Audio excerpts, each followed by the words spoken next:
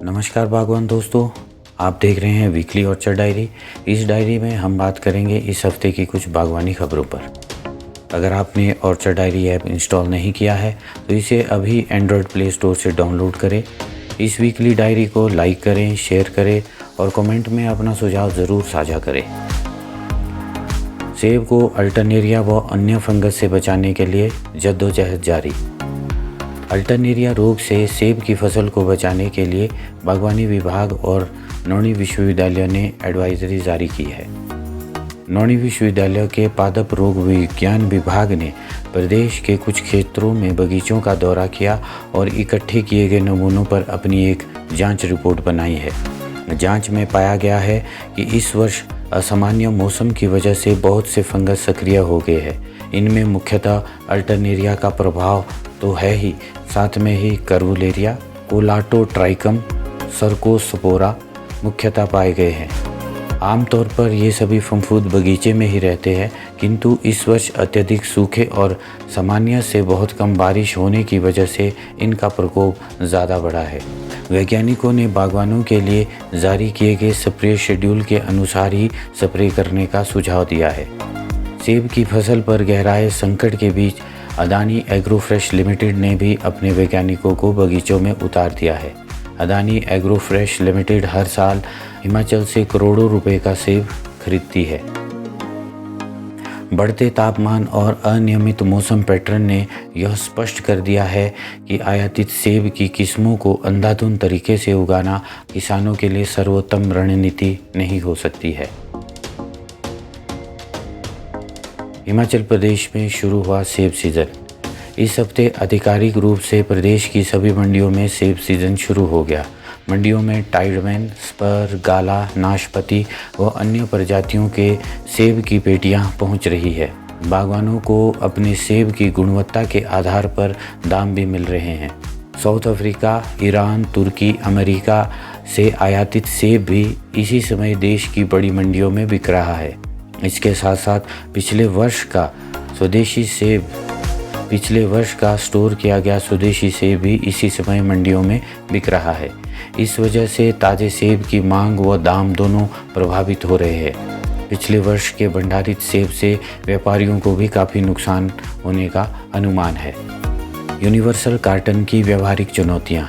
Universal carton लागू होने से सेब बागवानों को कुछ शुरुआती व्यावहारिक चुनौतियों का सामना करना पड़ रहा है। हिमाचल की मंडियों में सेब यूनिवर्सल कार्टन में बिक रहा है, जबकि राज्य से बाहर की मंडियों में टेलीस्कोपिक कार्टन में ही सेब बिक रहा है। नई पेटियों में सेब को एक समान आकार होने पर ही ऊपर से पैक किया जा सकता है। अगर इन पेटियों को भरने में यूनिवर्सल ग्रेडिंग का पालन नहीं किया तो इससे पेटी या तो ऊपर से कुछ खाली रह जाएगी या फिर अपने आकार से ज़्यादा हो जाएगी। इन दोनों वजहों से पेटी को ट्रांसपोर्ट करने में दिक्कत का सामना करना पड़ रहा है। मानक पूरा ना होने की वजह से पेटी ट्रांसपोर्ट के दौरान गाड़ियों में क्षतिग्रस्त हो रही है। हिमाचल में कुछ मंडियों में सेब इस वर्ष दिल्ली में बिक रहे सेब की तर्ज पर बिक रहा है। इस वर्ष अत्यधिक सूखे की वजह से ज़्यादातर सेब छोटे आकार का होने का अनुमान है। प्रदेश की पराला मंडी में लार्ज, मीडियम, स्मॉल की कीमत अलग और इससे छोटे सेब को 20% कम दाम पर बेचा जा रहा है। बागवानों को पेटियों पर GST भी 18% देना पड़ रहा है, जबकि केंद्र सरकार ने 12% GST की अधिसूचना जारी की थी। इससे बागवानों में रोष की स्थिति उत्पन्न हो गई है। विपरीत परिस्थितियों में बागवान के साथ कोई भी नज़र नहीं आ रहा है। फसल को ओलों से बचाने के लिए एंटी हेल गन कोई स्थायी विकल्प नहीं। फसल को ओलों से बचाने के लिए एंटी हेल गन कोई स्थायी विकल्प नज़र नहीं आ रहा है। इससे पहले इस तकनीक को विदेशों से आयात किया गया था, फिर उसके बाद इसे स्वदेशी तकनीक से भी विकसित किया गया। स्वदेशी तकनीक को IIT बॉम्बे और बागवानी विश्वविद्यालय नौणी द्वारा विकसित किया गया है। जिन स्थानों पर इसकी स्थापना की गई उन स्थानों पर लगे बगीचों को ये गन ओलों से बचाने में विफल रही है। बागवानों का कहना है कि गन से ओलावृष्टि प्रभावी रूप से नहीं रुक पाई है, बल्कि बादल तितर बितर हुए हैं, जिससे सूखे की स्थिति और खराब हो गई है। एक पूरे फल उत्पादन करने वाले क्षेत्र में इसे स्थायी विकल्प के रूप में देखना एक शोध और बहस का विषय बना हुआ है। सेब सीजन की आर्थिकी अभी भी असंगठित क्षेत्र। मौजूदा तकनीक और बाजारवाद को अगर ध्यान में रखा जाए तो सेब उत्पादन बागवानों के लिए कम मुनाफे का सौदा बनता जा रहा है।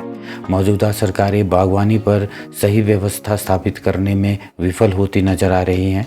सरकारें अपने स्तर पर ना तो अनुसंधान को बेहतर बना पा रही है और ना ही कोई स्थायी बागवान हितैषी नीति बना पा रही है। विदेशों से आयात होने वाले पौधों, प्रजातियों, दवाइयों, रसायनों व अन्य उपकरणों पर भी अभी कोई स्थायी रणनीति नहीं बन पाई है।